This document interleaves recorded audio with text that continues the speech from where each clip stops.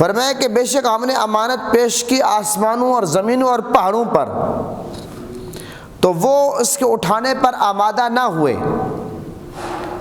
نہ امانت کا بوجھ زمین نے اٹھایا، نہ آسمان نے اٹھایا، نہ امانت کا بوجھ پہاڑوں نے اٹھایا، اور اس سے ڈر گئے اور انسان نے اٹھا لیا، بے شک وہ بڑی زیادتی کرنے والا نادان تھا۔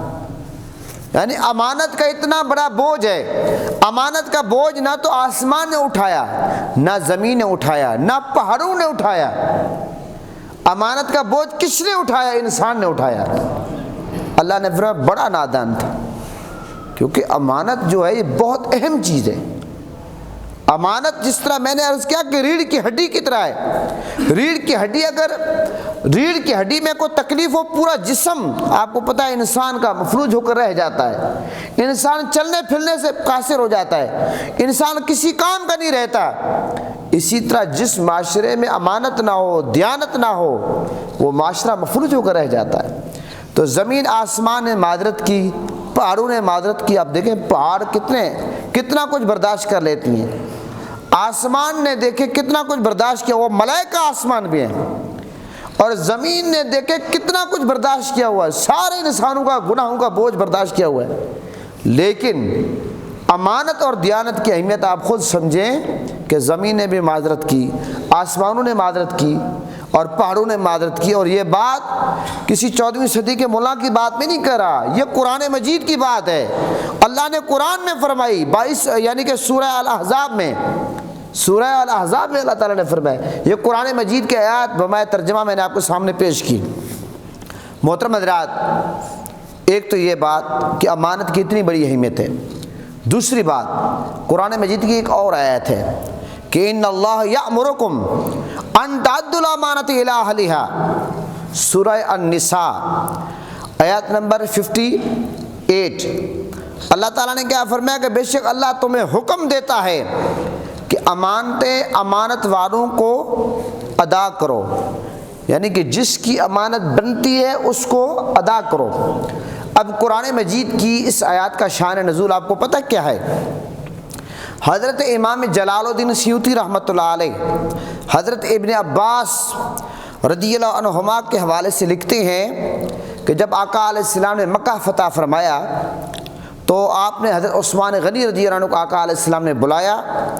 تو جب حضرت عثمان غنی رضی اللہ عنہ آقا علیہ السلام کی بارگاہ میں حاضر ہوئے تو آقا علیہ السلام نے حضرت عثمان غنی رضی اللہ عنہ سے خانہ کعبہ کی چابیاں طلب کی۔ تو حضرت عثمان غنی رضی اللہ عنہ نے وہ چابیاں آقا علیہ السلام کی بارگاہ میں پیش کر دی۔ جب چابیاں پیش کر دی تو میرے آقا حضور نبی کریم صلی اللہ علیہ وسلم نے خانہ کعبہ کو کھولا، میرے آقا خانہ کعبہ کے اندر داخل ہوئے۔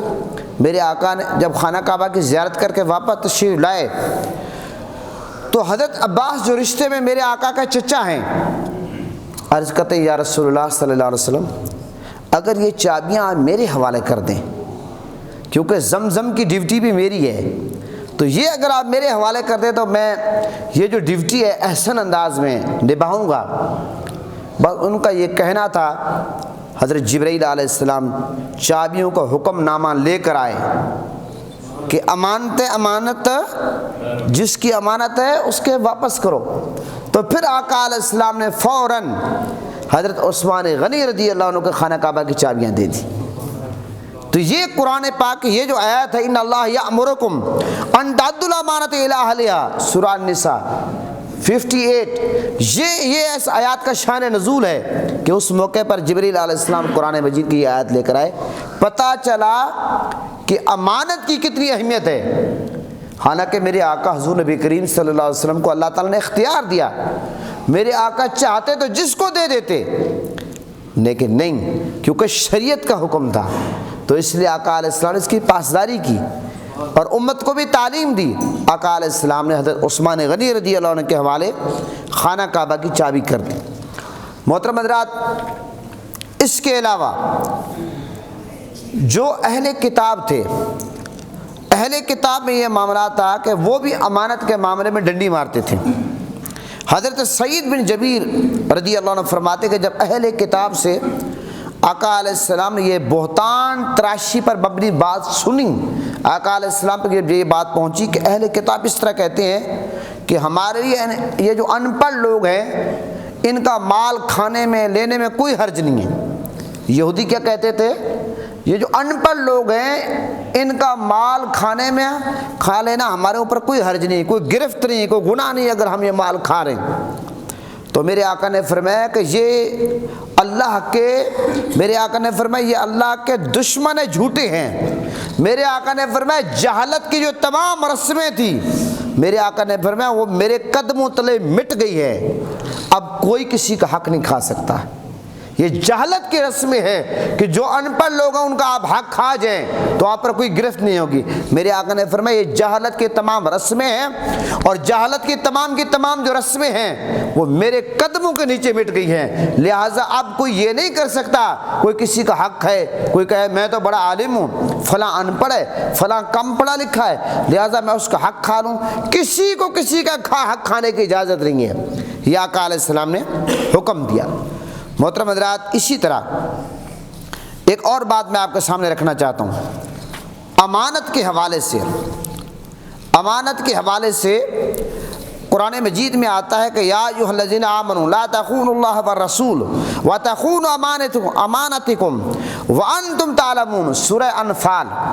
اللہ تعالیٰ نے کیا فرمایا؟ اے ایمان والو اللہ اور اس کے رسول سے خیانت نہ کرو، اللہ اور اس کے رسول سے خیانت نہ کرو اور نہ اپنی امانتوں میں خیانت کرو، اس حال میں کہ تم جانتے ہو، تمہیں پتہ ہے کہ یہ کسی کا مال ہے اور یہ میں غلط کر رہا ہوں، اس کے باوجود تم یہ کام کرتے ہو۔ اب اللہ اور اس کے رسول سے خیانت کا کیا مطلب ہے؟ یہ جو اللہ تعالیٰ نے حکم دیا قرآن مجید میں کہ اللہ اور اس کے رسول سے خیانت نہ کرو، سوال یہ پیدا ہوتا ہے کہ اللہ اور اس کے رسول سے خیانت کا مطلب کیا ہے؟ ترجمۃ القرآن حضرت ابن عباس رضی اللہ عنہما فرماتے ہیں کہ فرائض کو چھوڑ کر اللہ کی خیانت نہ کرو۔ اگر کوئی بندہ نماز چھوڑ دیتا ہے اللہ کے ساتھ خیانت کر رہا ہے، اگر کوئی بندہ روزہ چھوڑ دیتا ہے وہ اللہ کے ساتھ خیانت کر رہا ہے، اگر کوئی بندہ زکوٰۃ دینا چھوڑ دیتا ہے وہ اللہ کے ساتھ خیانت کر رہا ہے۔ جو فرائض ہیں، یہ تو میں نے چھوٹا سا اشارہ دیا، کوئی بندہ حج اس پہ فرض ہے لیکن اس کے باوجود حج نہیں کرتا تو وہ اللہ کے ساتھ خیانت کر رہا ہے۔ فرائض کو چھوڑ کر فرمایا اللہ کے ساتھ خیانت نہ کرو اور سنت کو ترک کر کے رسول اللہ کے ساتھ خیانت نہ کرو۔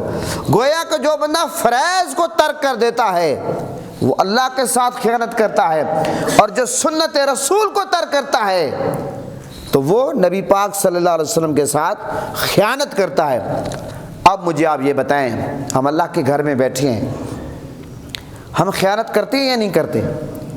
اچھا پھر آپ یہ دیکھیں بہت سارے لوگ ایک عمل کر کے اس عمل میں خیانت کرتے ہیں۔ مثال کے طور پر روزہ رکھتے ہیں لیکن روزے کے جو آداب ہیں ان کو بجا نہیں لاتے، روزہ بھی رکھتے ہیں جھوٹ بولتے ہیں، تو امانت میں خیانت ہوئی یا نہ ہوئی؟ روزہ بھی رکھتے ہیں لوگوں کا مذاق اڑاتے ہیں، اس میں امانت میں خیانت ہوئی یا نہ ہوئی؟ روزہ بھی رکھتے ہیں اپنے نظروں کی حفاظت نہیں کرتے، امانت میں خیانت۔ روزہ بھی رکھتے ہیں اپنے کانوں سے گانے سنتے ہیں، غیبت سنتے ہیں، غلط باتیں سنتے ہیں، امانت میں خیانت ہوئی یا نہ ہوئی؟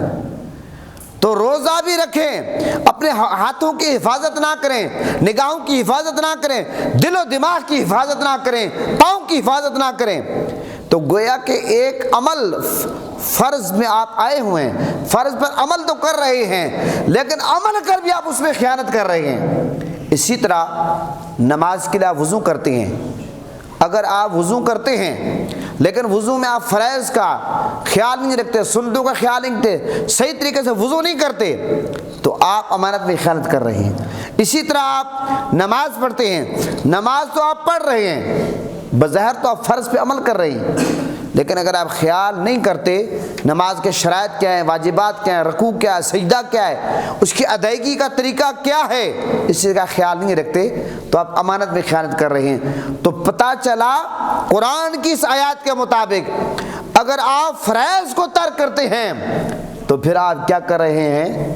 اللہ سے خیانت کر رہے ہیں۔ اگر آپ سنت کو ترک کرتے ہیں آپ رسول اللہ سے خیانت کر رہے ہیں۔ لہٰذا ہم سب کو سوچنا چاہیے کہ جو عمل ہم کریں، پہلی بات ہے کہ جو عمل نہیں کرتے ہمیں کرنا چاہیے، پھر اس عمل میں جو کوتاہی ہے ہماری سستی اور لاپرواہی کی وجہ سے اگر کوئی ایسا ہم معاملہ کر رہے ہیں تو ہمیں خیال رکھنا چاہیے ہم بظاہر تو ٹائم دے رہے ہیں، وقت دے رہے ہیں، لیکن ہم صحیح ادائیگی نہیں کر رہے، اس وجہ سے ہم اللہ اور اس کے رسول کے ساتھ خیانت کر رہے ہیں۔ اس چیز کا ہمیں خاص طور پر خیال رکھنا چاہیے۔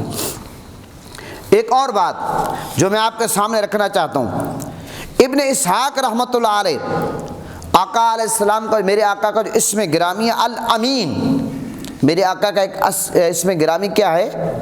الامین۔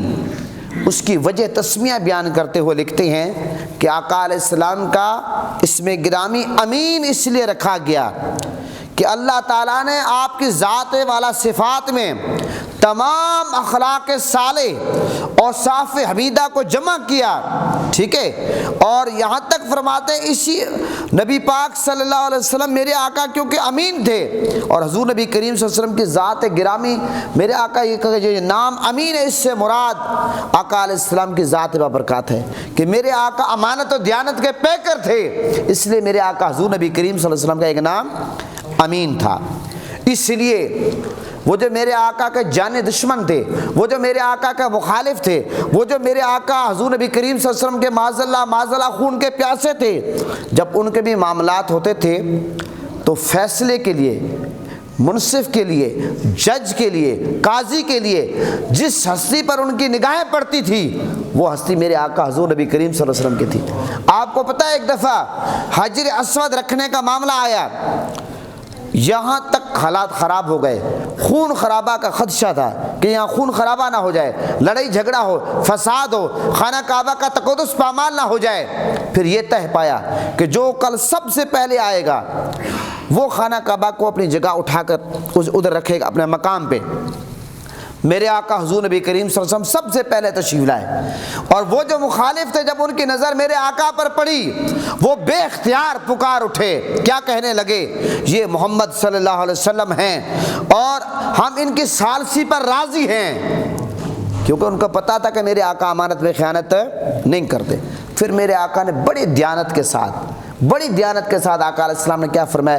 میرے آقا نے ایک چادر منگوائی، حجر اسود کو اس چادر کے اندر رکھا ہے، پھر وہ جو قریش کے بڑے بڑے سردار تھے ان کو کہا آ جاؤ، ایک سردار کو کہا اس کونے میں پکڑ لو، دوسرے کونے سردار کو کہا چادر کے اس کونے میں پکڑ لو، وہ چاروں سرداروں نے چادر کو چاروں کونوں سے پکڑ لیا اور حجر اسود اس میں رکھا ہوا تھا، اٹھا کر حجر اسود کو اپنے مقام پہ رکھ دیا۔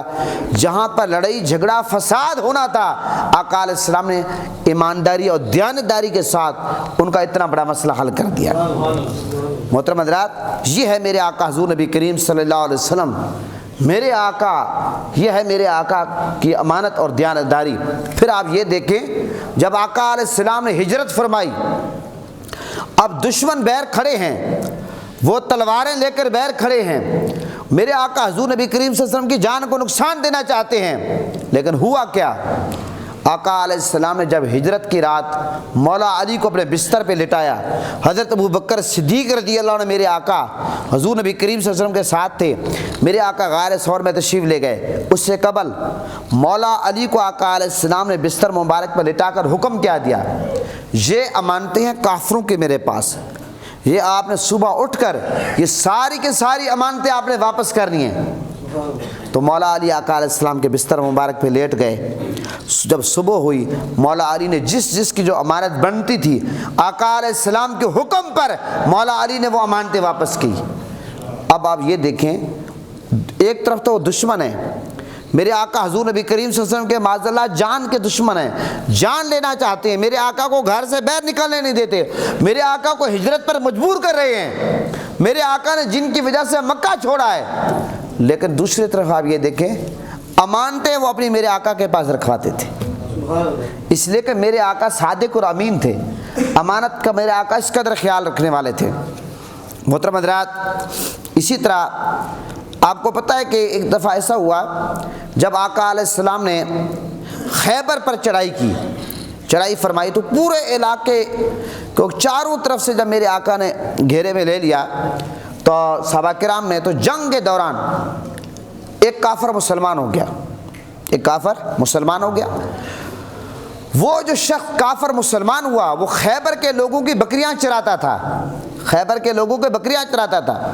اس نے کہا یا رسول اللہ اب میں کیا کروں، میرے پاس تو خیبر والوں کی بکریاں ہیں، پہلے وہ کافر تھا بعد میں مسلمان ہو گیا، یا رسول اللہ اب میں ان بکریوں کو کیا کروں؟ میرے آقا نے فرمایا ایسا کرو، کنکریاں اپنے ہاتھ پہ لو، بکریوں کو کنکریاں مارو تاکہ وہ بکریاں جو ہیں ادھر سے بھاگ کر اپنے اپنے گھروں میں چلی جائیں۔ محترم حضرات آپ یہ دیکھیں کہ بکریاں میرے آقا کے پاس ہیں، لیکن میرے آقا نے مسلمان، وہ پہلے کافر تھا لیکن وہ مسلمان ہوا، لیکن میرے آقا نے فرمایا کافروں کا مال اپنے پاس نہیں رکھنا۔ یہ ہے امانت، یہ ہے امانت کی پاسداری کہ میرے آقا نے ہمیں یہ تعلیم دی۔ محترم حضرات میرے آقا حضور نبی کریم صلی اللہ علیہ وسلم خود بھی امانت و دیانت کے پیکر تھے، اور میرے آقا نے امت کو یہ تعلیم دی ہے۔ اس لیے میرے آقا نے فرمایا کہ منافق کی 3 نشانیاں ہیں کہ جب بات کرتا ہے جھوٹ بولتا ہے، جب وعدہ کرتا ہے اس کو پورا نہیں کرتا، اور جب اس کے پاس امانت رکھی جائے تو امانت کی پاسداری نہیں کرتا۔ یہ علامات کس کی ہیں؟ یہ منافق کی ہیں کہ وہ امانت کی پاسداری نہیں کرتا۔ لیکن افسوس منافق آپ کو پتہ ہے نماز روزہ حج زکوٰۃ سارے کام کرتے تھے، آج ہمارے اندر یہ برائیاں ہیں یا نہیں ہیں؟ تو ہمارا جو موضوع ہے امانت، آج امانت میں ہم خیانت کرتے یا نہیں کرتے؟ آپ کو پتہ ہے کہ آقا علیہ السلام نے جن برائیوں سے پناہ مانگی ہے ان برائیوں میں سے ایک برائی امانت میں خیانت کرنا ہے۔ نسائی شریف کی روایت ہے آقا علیہ السلام نے اللہ کی بارگاہ میں عرض کیا اے اللہ خیانت سے میں تیری پناہ مانگتا ہوں، یہ بری خصلت ہے۔ میرے آقا نے خیانت سے، امانت میں خیانت کرنے سے میرے آقا نے پناہ مانگی ہے۔ اور اسی طرح میرے آقا حضور نبی کریم صلی اللہ علیہ وسلم نے آگے کیا فرمایا؟ حضرت ابو ہریرہ راوی ہے، میرے آقا نے فرمایا خیانت کرنے والا حالت ایمان میں خیانت نہیں کر سکتا۔ کوئی بندہ اگر ایمان کی حالت میں ہو پھر وہ خیانت کرے، میرے آقا نے فرمایا یہ نہیں ہو سکتا۔ سمجھ گئے؟ اس لیے میرے آقا حضور نبی کریم صلی اللہ علیہ وسلم نے اس قدر امانت کی پاسداری کا حکم دیا ہے۔ حضرت ابو ہریرہ فرماتے ہیں آقا علیہ السلام نے فرمایا جو تمہارے پاس امانت رکھے اس کی امانت ادا کرو، اور جو تم سے خیانت کرے اس سے خیانت نہ کرو۔ یہ نہیں ہے آپ کہیں گے جیسا کرو گے ویسا ہم کریں گے، اینٹ کا جواب ہم پتھر سے دیں گے، آپ نے ہمارے ساتھ دھوکہ کیا، آپ نے ہمارے مال میں خیانت کی، ہم بھی ایسا کریں گے، نہیں۔ میرے آقا نے فرمایا جو آپ کے ساتھ خیانت کرے آپ نے اس کے ساتھ خیانت نہیں کرنی۔ یہ میرے آقا حضور نبی کریم صلی اللہ علیہ وسلم نے تعلیم دی۔ اسی طرح ایک روایت میں آتا ہے کہ حضرت ابو ہریرہ راوی ہیں، آقا علیہ السلام کا فرمان ہے کہ جب امانت، میرے آقا نے فرمایا جب امانت کو ضائع کیا جائے گا تو قیامت کا انتظار کرو۔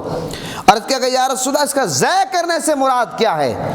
میرے آقا نے فرمایا جو ذمہ داری حکومت نہل لوگوں کے سپرد کی جائے تو سمجھ لو کہ امانت کو ضائع کیا جا رہا ہے، پھر میرے آقا نے فرمایا قیامت کا انتظار کرو۔ محترم حضرات اس پر میں آگے چل کے بات کرتا ہوں۔ ایک حدیث پاک میں آتا ہے، حضرت ابو ہریرہ راوی ہیں، آقا علیہ السلام کا فرمان ہے ایک دن آقا علیہ السلام صحابہ کرام کے درمیان تشریف فرما تھے، تو میرے آقا نے فرمایا کہ میرے آقا نے مال غنیمت کے حوالے سے بات کی۔ مال غنیمت میں جو لوگ خیانت کرتے تھے میرے آقا نے بہت اس کی مذمت کی اور سخت میرے آقا نے سزا کا ذکر کیا۔ میرے آقا نے فرمایا قیامت کے دن تم میں سے کوئی شخص اس حال میں کسی کو نہ پاؤں، وہ قیامت کے دن میرے پاس آئے اس کی گردن پر اونٹ سوار ہو، وہ کہے یا رسول اللہ میری مدد کریں، میں کہوں گا میں آپ کی مدد نہیں کر سکتا۔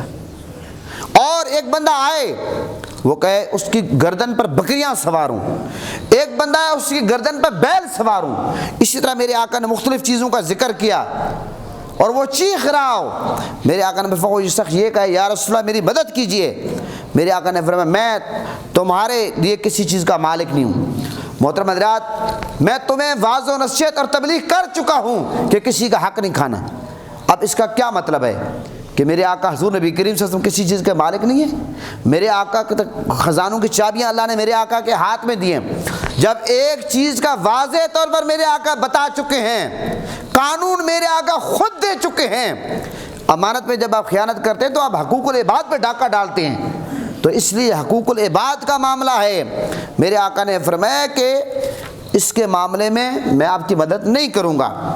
آپ کو پتہ ہے کہ روایت میں یہ آتا ہے، پھر جب وہ شخص امانت کے متعلق یعنی کہ وہ اس قدر تکلیف میں ہوگا لیکن اس کے باوجود میرے آقا اس کی مدد نہیں کریں گے، پتہ چلا کہ جو شخص ایسا کرتا ہے، امانت میں خیانت کرتا ہے اور وہ یہ سمجھے کہ قیامت کے دن میرے نبی ہماری شفاعت کریں گے، وہ تو شریعت کے ساتھ کھیلواڑ کر رہا ہے۔ جب میرے آقا نے ایک چیز سے منع کیا پھر بھی کوئی خیال نہ کرے، اس کو سوچنا چاہیے۔ اسی طرح آقا علیہ السلام کا ایک فرمان ہے کہ قیامت کے دن حدیث پاک میں آتا ہے کہ راوی کہتے ہیں میں نے عرض کیا یا رسول اللہ کہ ہم تو میں سے جس شخص کو کوئی کسی پر عامل بنائے، کسی چیز پر نگران بنائے، وہ ایک سوئی یا اس سے کم چیز بھی اگر چھپا لے تو یہ خیانت ہوگی اور وہ قیامت کے دن اس چیز کو لے کر آئے گا، اگر لے کر نہیں آئے گا تو پھنسا رہے گا۔ یہاں تک کہ حدیث پاک میں آتا ہے ایک شخص، آپ کو پتہ ہے کہ امانت کے حوالے سے خاص بات آپ کو بتاؤں، قیامت کے دن پتہ کیا ہوگا؟ حدیث پاک میں آتا ہے کہ حضرت ابی بن کہب نے 100 اشرفیوں کے حوالے سے آتا ہے کہ پوری دیانتداری سے حضور کی بارگاہ میں عرض کرتے یا رسول اللہ مجھے 100 اشرفیاں ملی ہیں، میں نے اعلان کیا ہے لیکن کوئی ملا نہیں ہے۔ میرے آقا نے کیا فرمایا کہ پہلے سال اعلان کرو، دوسرے سال اعلان کرو، تیسرے سال اعلان کرو۔ اب کیا حکم ہے کہ اگر آپ کو کوئی گمشدہ چیز مل جاتی ہے اس کے بارے میں حکم یہ ہے کہ آپ اس کو 3 سال تک رکھو۔ اب تو آپ کو پتہ ہے سوشل میڈیا کا دور ہے، آپ وہ چیز سوشل میڈیا پہ دیکھ سکتے ہیں۔ پہلے یہ ہوتا تھا کہ مساجد میں اعلانات ہوتے تھے، لیکن پھر بھی اگر وہ مالک نہیں ملتا تو کوشش کریں اس مالک کی طرف سے آپ صدقہ کر دیں، یا 3 سال کے بعد آپ خرچ کر سکتے ہیں، لیکن اس نیت سے خرچ کریں کہ اگر اس کا مالک مل جائے گا تو اس کی پھر ادائیگی مجھے کرنی پڑے گی۔ آپ کو پتہ ہے امانت جو ہے، امانت کا بوجھ زمین ہی نہیں اٹھایا، آسمان ہی نہیں اٹھایا، پہاڑوں نے نہیں اٹھایا۔ آپ کو پتہ ہے ایک شخص نے کسی سے قرضہ لیا، اس نے کہا حضرت قرضہ تو میں آپ کو دیتا ہوں، آپ کو کوئی بندہ ایسا ہو جو ضامن ٹھہرے۔ اس نے کہا ضامن اللہ ہے۔ اس نے اس کو قرضہ دے دیا۔ المختصر بات یہ، وہ اس وقت بحری جہاز کے ذریعے لوگ آتے تھے سمندر میں، وہ شخص چلا گیا۔ جب قرض لوٹانے کا وقت آیا اب اس کو کوئی جہاز نہ ملے، اس نے سوچ بچار کہ میں کیا کروں، یہ قرض واپس کیسے کروں؟ وہ پریشان، اس کے دماغ میں آ گیا، اس نے ایک لکڑی لی، اس کو چیرا دیا، اس کے اندر وہ اشرفیاں دینار جو تھے اس وقت کی کرنسی رکھ دی، اس کو اوپر سے بند کر کے اس کو سمندر میں ڈال دیا اور یہ کہا کہ یا اللہ، اس بندے نے کہا اس وقت جب اس نے مجھ سے ضامن مانگا، میں نے کہا میرا ضامن اللہ ہے، اب مولا تیرے حوالے ہے، یہ امانت اس تک پہنچ جائے۔ اچھا وہ لکڑی سمندر میں گئی، وہ بندہ انتظار کر رہا تھا کہ جس نے مجھے قرض دینا ہے وہ کب دے گا۔ وہ باہر نکلتا ہے، دیکھتا ہے کہ ایک لکڑی ہے، اس نے جلانے کے لیے لکڑی کو ہاتھ میں لیا، گھر آیا، اس کو چیرا، دیکھا ہے کہ اس سے پیسے نکل آئے، دینار نکل آئے اور ایک خط بھی موجود ہے۔ اس نے خط میں لکھا کہ میں آپ کو امانت دینا چاہتا تھا لیکن میرے پاس کوئی آنے کا ذریعہ نہیں تھا سمندر میں سے، لہٰذا یہ میں نے اس طریقے سے بھیج دیا۔ وہ بڑا خوش ہو گیا کہ اس بندے نے امانت میں دیانتداری سے کام لیا ہے، خیانت نہیں کی، یہ خائن نہیں ہے، یہ ایماندار ہے، تو اس کے بعد یہ امین ہے۔ اس کے بعد کیا ہوا، کچھ دنوں تک اس بندے کو بحری جہاز کے ذریعے رستہ مل گیا، وہ پہنچا، وہ بیچارہ پریشان تھا کہ پتہ نہیں امانت پہنچی یا نہیں پہنچی۔ اس نے آ کر اس سے ملاقات کی، اس بندے نے بتا دیا کہ آپ نے جو امانت میرے پاس بھیجی ہے وہ امانت پہنچ گئی ہے۔ محترم حضرات، اگر امانت جو ہے، اس لیے کہتے ہیں زمین بھی نہیں کھاتی، امانت کو لکڑی بھی نہیں کھاتی، لیکن آج ہم پتہ نہیں لکڑی بن گئے ہیں، ہم پتھر بن گئے ہیں، ہم لوگوں کا مال ہڑپ کر جاتے ہیں۔ اس لیے ہمیں اس چیز کا خاص طور پر خیال رکھنا چاہیے۔ حضرت علی احمد صابر کے بارے میں آتا ہے کہ وہ حضرت بابا فرید گنج شکر رحمۃ اللہ علیہ کا جو لنگر خانہ تھا اس پر ڈیوٹی کرتے تھے لیکن کچھ کھاتے نہیں تھے۔ حضرت علی احمد صابر جو تھے حضرت بابا فرید گنج شکر رحمۃ اللہ علیہ کے رشتہ دار تھے، تو حضرت علی احمد صابر کی والدہ محترمہ آتی ہے، حضرت بابا فرید کی بارگاہ میں عرض کرتی ہیں کہ آپ میرے بیٹے کو کچھ کھلاتے پلاتے نہیں، میرا بیٹا لاغر ہو گیا، کمزور ہو گیا ہے۔ تو حضرت بابا فرید گنج شکر رحمۃ اللہ علیہ نے حضرت علی احمد صابر سے پوچھا، بھئی آپ کی لنگر پہ ڈیوٹی ہے، آپ لوگوں کو لنگر کھلاتے ہیں تو آپ کیا خود نہیں کھاتے؟ حضرت علی احمد صابر نے کیا جواب دیا؟ عرض کرتے ہیں حضور آپ نے مجھے کھلانے کی ڈیوٹی لگائی ہے کہ لوگوں کو کھلاؤ، کھانے کی ڈیوٹی نہیں لگائی، اس لیے میں نے کھایا کچھ نہیں ہے۔ یہ ہے امانت کی پاسداری۔ تو محترم حضرات ایک بات ذہن نشین کر لیں، اگر آپ کسی میٹنگ میں بیٹھے ہیں، میٹنگ کی بات آپ اوپن کر دیتے ہیں، آپ امانت میں خیانت کر رہے ہیں۔ آپ اگر اپنی بیوی کی بات جا کر دوستوں سے شیئر کرتے ہیں، آپ امانت میں خیانت کر رہے ہیں۔ آج دفتروں میں لوگ کاغذ پینسل دفتر کا اس طرح بغیر اجازت کے، بغیر ضرورت کے استعمال کرتے ہیں، اپنے گھروں میں کئی لوگ لے آتے ہیں۔ دفتر کا پیٹرول، دفتر کی گاڑیاں، دفتر کے معاملات، اور یہاں تک ڈیوٹی 10 گھنٹے دینی ہے، لوگ کھانے کے بہانے، نماز کے بہانے، جہاں 15 منٹ کا ٹائم ملتا ہے گھنٹہ لگا کر آ جاتے ہیں۔ یہ سب امانت میں خیانت ہے۔